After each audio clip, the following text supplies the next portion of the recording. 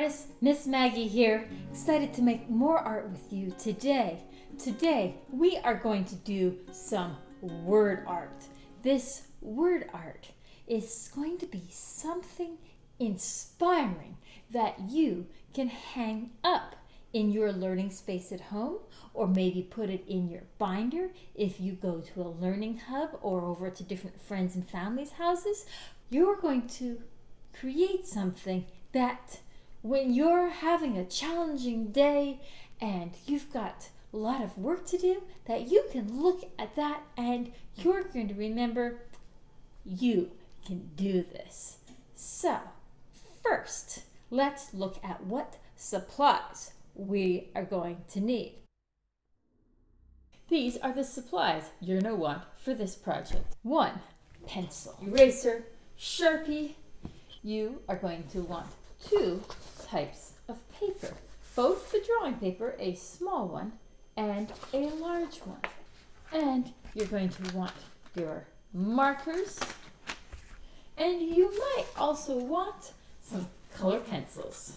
So, small paper, large paper, markers, colored pencils, pencil, eraser, Sharpie. Go get your supplies. So for our word art, first thing we need to do is brainstorm. We want to come up with some awesome ideas.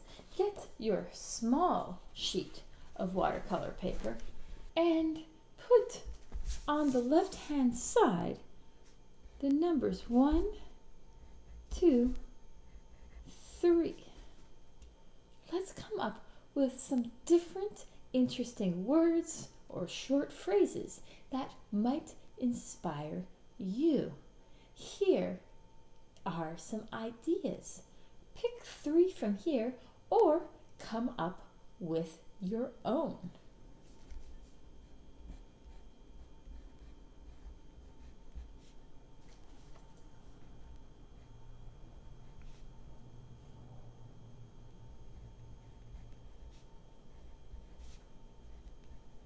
I actually came up with 4 different ideas. I have them on this side of the paper. I have a bunch of space over here. We're not sure which idea we're going to go with, and your idea is going to be different than mine. But we need to think about how we're going to turn it into word art. This is coming up with some sketch ideas, because you might have a better idea with one word than the other. So that's why we have a bunch to pick from. I am going to come up with a shape to fit the word into. This could be a geometric shape, like this. There we go, a parallelogram. And I bet Imua, 1, 2, 3, 4 letters, I could fit it in there. I'm going to put it at an angle. I-M-U-A. Little squishy, but that could work. Keep on swimming. Maybe I do an organic shape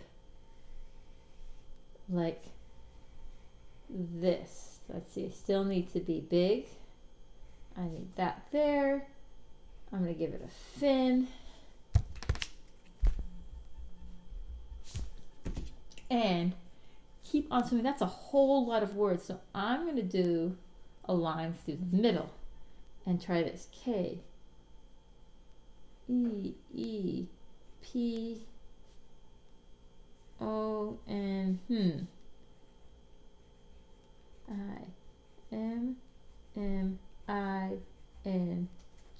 That works, but my keep is too small. If you have multiple words, you're going to want to make sure that you have enough space for them all. E, E, P, but that there is a space in between them. And you see how, since I had a sentence here, I made it so that I had 2 levels.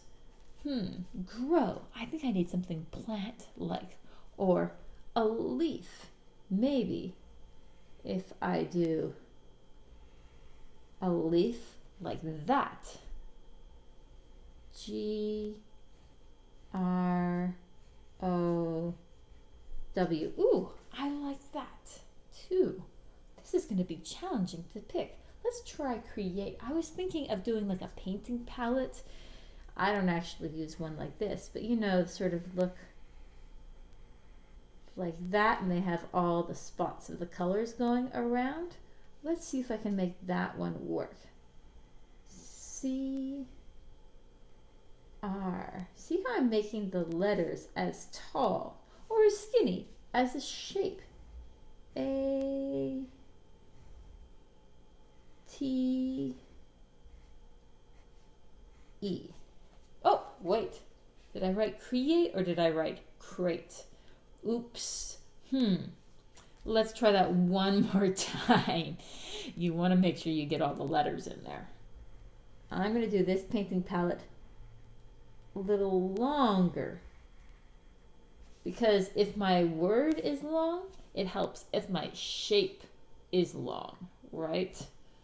So, C R E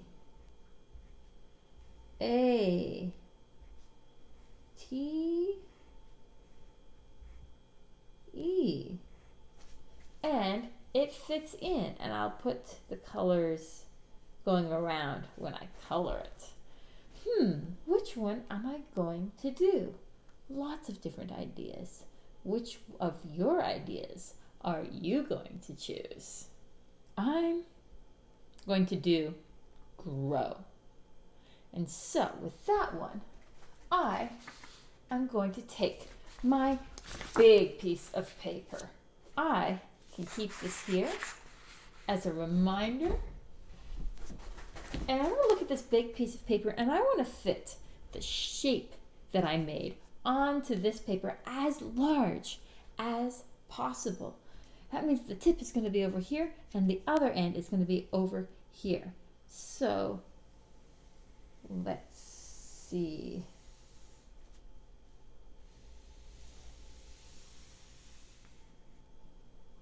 I want to fix that a little bit. What I'm doing here is I might not have the right line, but I get the right line before I erase the others. That way I'm not spending my whole time erasing. So I'm going to put the word grow in here. If my leaf is tall, my letters are going to be tall. If my leaf is skinnier, my letters are going to be skinnier. I am going to just as lightly as I can be put the word in there. Oh, ooh, my W is going to be really squished. If that happens, that's why I went so lightly. I think if I erase the R and the O, I'll be able to make it so I have enough space. G R. Ooh, I'm going to put the O above like that. That's fun. W. Now, I've got it so that all of my letters made it in. Next, I'm not going to leave my letters skinny like this. I'm going to make them thicker.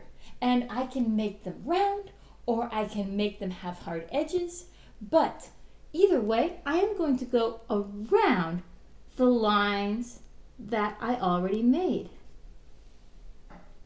And if I hit the edge, I'm going to make sure I stay inside the edge.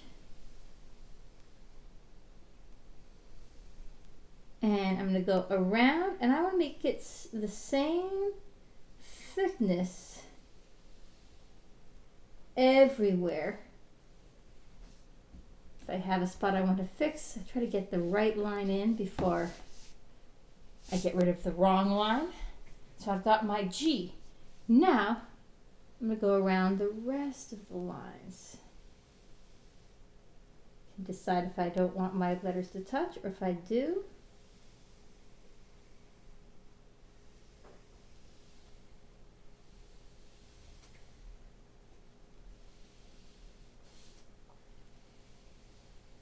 So what's happening here is after I get the outside line, I can get rid of that inside line.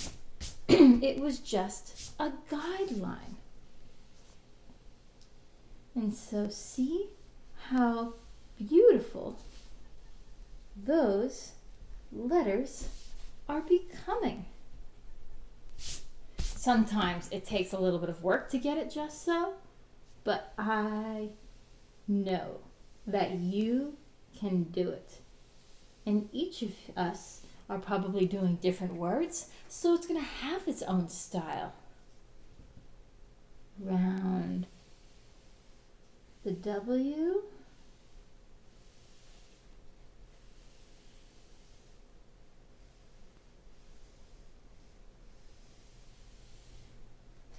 There we go.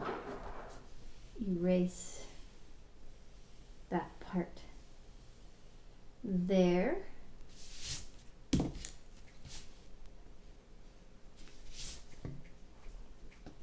With that, I have my decorative words inside my shape. Do you notice how the whole shape is taken up by the words?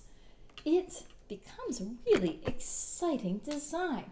Next, I am going to Sharpie those lines. I'm going to go slowly. I'm going to go carefully.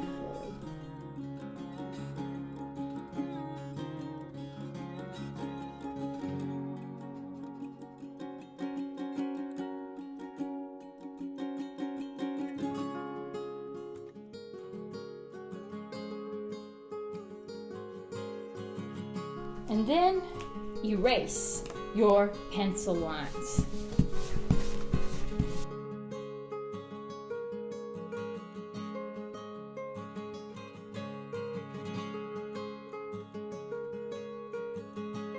I have a beautiful design. Next, I'm going to think, how am I going to color this? I might add some more designs to it.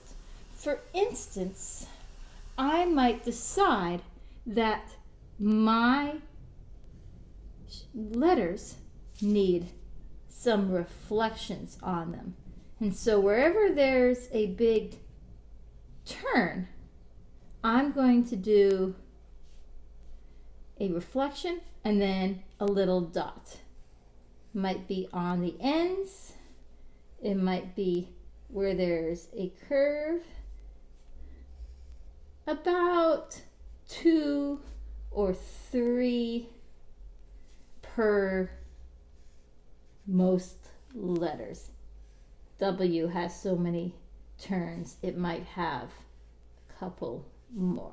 I think it needs 1 more up there, and ooh, yeah, a little one down there too. I can also add a little bit more detail. That might be nice. I'm going to draw a curvy line that's sort of like the vein. If your shape is something very different, it might be a completely different sort of lines going through. Because now what I'm going to do is I'm going to look at all the colors that I am going to use, all the colors that make sense for mine. I'm going to go with green, yellow, and blue because yellow and blue make green, and I'm going to use a purple too. I might call on some colored pencils, but my letters are going to be using these. The main color that I'm going to do is green. And I'm going to decide that this space here is going to be green, but I'm going to go around my reflection so that that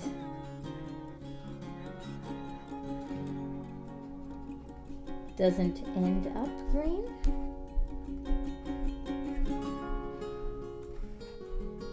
And I'm going to do very even as I can, markers to fill it in. This area right in here, I'm going to do yellow, and then I'm going to do up here green again. Go around the reflection, and if you lose a reflection, no one's gonna know. Just keep going.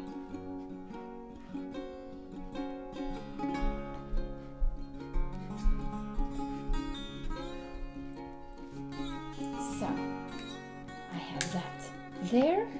I'm going to show you a number of different ways that you can color your word art. And so I'm going to speed up some of my coloring while I show you that.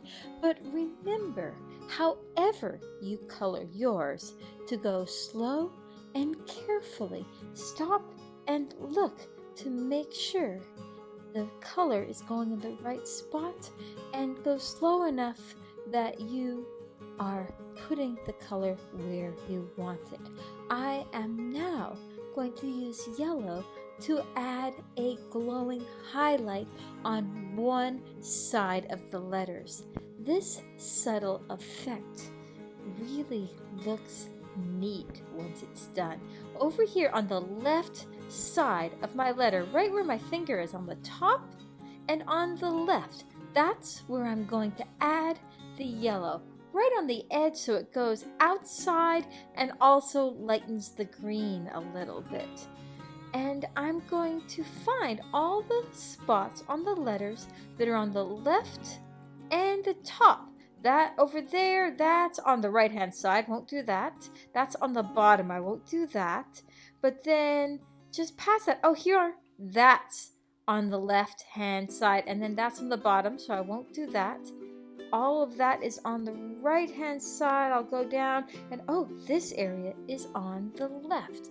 That part I'll use, not the bottom, but the left there and the top. I'm going all the way around with my finger to see where else, not down there, and I already did over there. I'm going to keep doing that on the R. Down the left hand side, not on the bottom, but down on the left hand side of that part. Ooh, here on the top part, that will glow. And not over there, but up here on the top, definitely remember the inside over here on that side will work great. The O is a lot of fun, all the way up on the left hand side of the outside, and not on the outside, but then on the inside, on the left hand side of the line. Up the W and up on the top too, don't forget that. And then up the W there and on the top, oh, under there and up here. Next, I'm going to add a shadow, and I'm going to do that with blue. It's going to be in all the opposite spots, and this blue is going to go on the inside, so it's going to just be darkening the green, making it sort of a turquoise. And so that's going to be on the right hand side of the letter and on the bottom of any line. Think of your letters made of thick lines, and then we're adding this to it. And so here I am finding all of those spots where that blue can go. Do you see how it's starting to look three-dimensional? I'm going to add purple now the same way, but this time on the outside, right where I put the blue, but on the outside. And the green and the yellow and the blue are analogous colors because blue and yellow make green. The purple is a little bit warmer of a color, but it's also dark. And ooh, that shadow is starting to make it look stunning. See how I'm finding all those areas on the right hand side of the letters. See how that O is starting to pop out. Lower part of the W, and on the right hand side there and there. Check that out. What do you think? Which details are you going to include in yours? Or what colors are you going to use to try? Now I've got my letters done.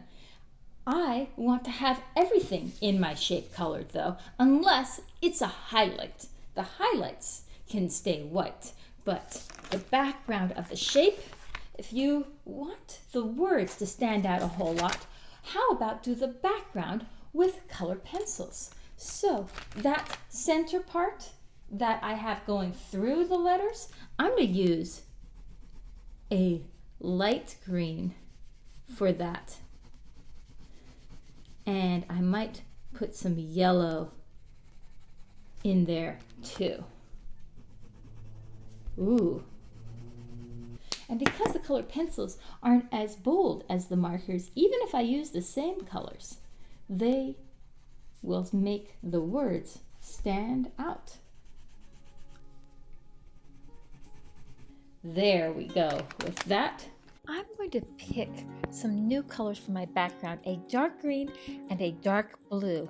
And I am going to shade in that background. I'm going to try to stick with one direction for my colored pencil. I'm moving my wrist in a way that I can just keep filling it in and filling it in. My other hand has one finger right where my pencil might be going outside of the space I'm trying to color.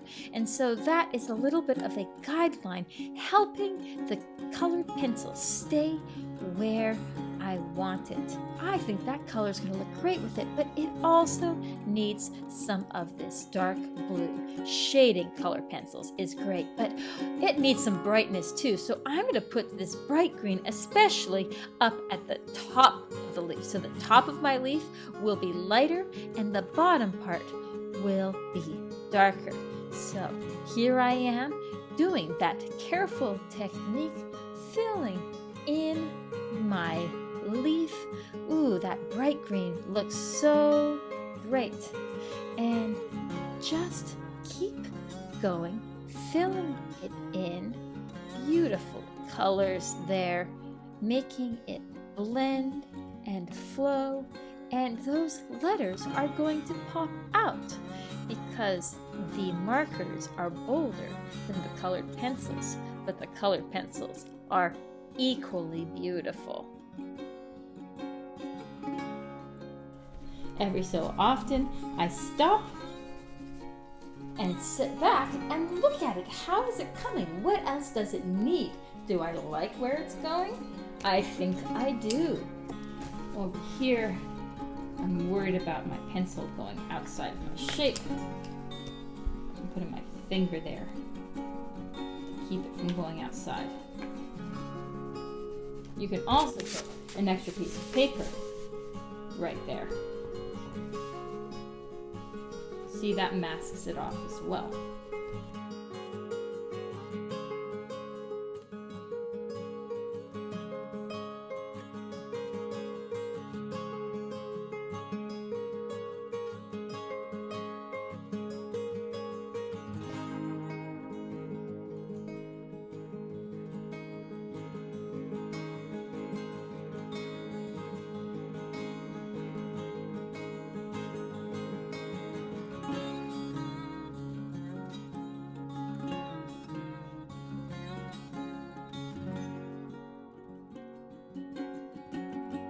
So there we go. Grow. If you want, you can cut out your shape. And then make sure that you photograph it so you can share it with your class and teacher. And also make sure that you put it up in your learning space, put it on your binder, put it somewhere that when you are doing your schoolwork, it can inspire you. Here is your reflection question. Look at your amazing artwork. Describe a part of it that you are proud of. Describe what sort of lines or colors you used to make it. What did you do that made it turn out well? Did you have some challenges along the way as you were working on it? Find a specific area that makes you happy. I'm really happy with how my purple line looks for the shadow. The way that I have the blue on the inside and the purple on the outside. I was a little unsure about doing a shadow on the inside and on the outside. I'm really happy with the way my piece looks three-dimensional because of that. And let me show you something. This is my other scrap paper. I was practicing a little bit there to see how can I make sure that I like how it's going to turn out. So, what part of your artwork are you proud of? Remember, clean up all your color pencils, all your markers. You want to make sure that those are all put away neatly for next time. Take a photo of your artwork and put it up because you should be proud of what you made, okay? Can't wait to make more art next time. Ahui ho!